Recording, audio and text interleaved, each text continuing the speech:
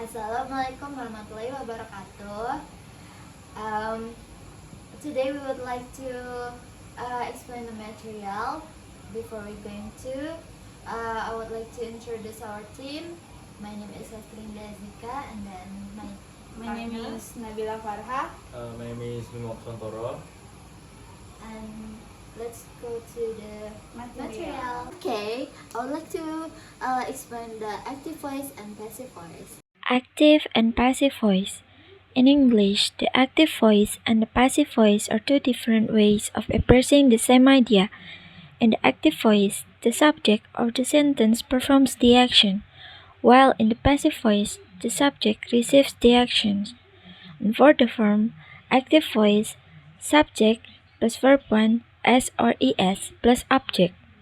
And for the passive voice, object plus to be plus verb 3 plus subject.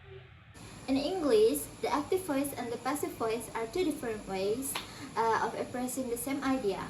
Okay, for the example here, active voice, the cat chased the mouse.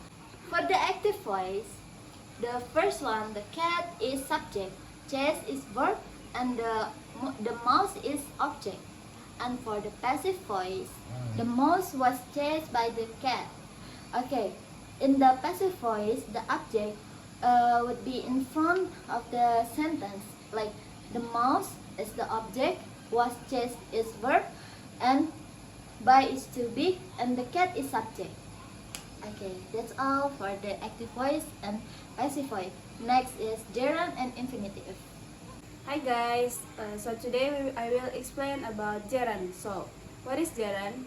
A gerund is a noun form of a verb that ends in ing. For example, playing, dancing, and eating. A gerund is a verb that acting as a noun. By that, we mean that the verb, the word that describes the action that happening, like biking, thinking, running, or speaking, becomes a thing, a concept that can now be the sentence subject, direct object, indirect object, or the object of a preposition. It doesn't stop being a verb, but the role is placed in a sentence shift from describing the action to being a focal point. That way, this is confusing for students as they are used to seeing that form as the continuous or progressive from the verb she is eating or they were dancing.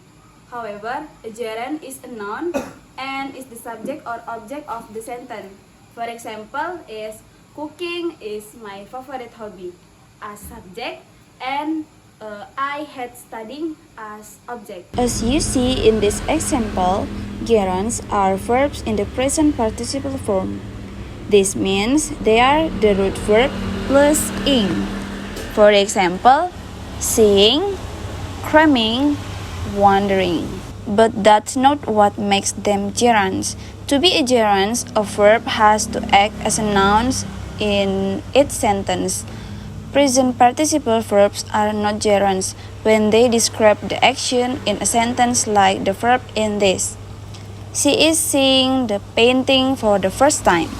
And as I was walking to school, I tripped on uneven pavement.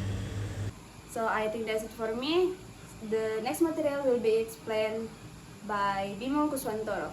Infinitive is a verb that function as noun, adjective, and adverb. An infinitive verb is a verb form that takes to before the base form, as in to make, to bring, to exercise. It is a term that is also used to refer to the base verb that does not function as the verb in the sentence.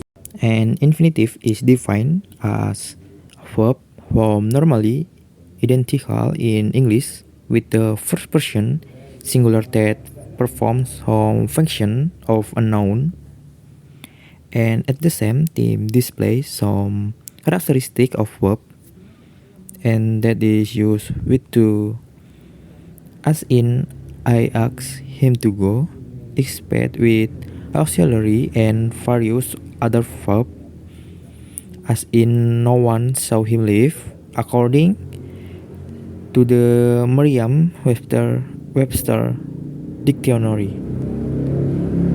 For example, infinitive verb as noun.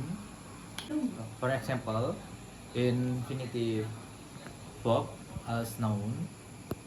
For example, I want to swim in the beach. Number two is infinitive verb as adjective.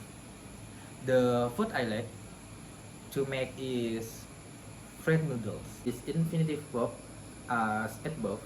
For example, I want to college to become an architect. Okay, I think that's all for me. Thank you. So that's from our group. And for improve your skills, you can click link below in the description box. I think that's it for our group. See you. Assalamualaikum warahmatullahi wabarakatuh. See you guys. See you.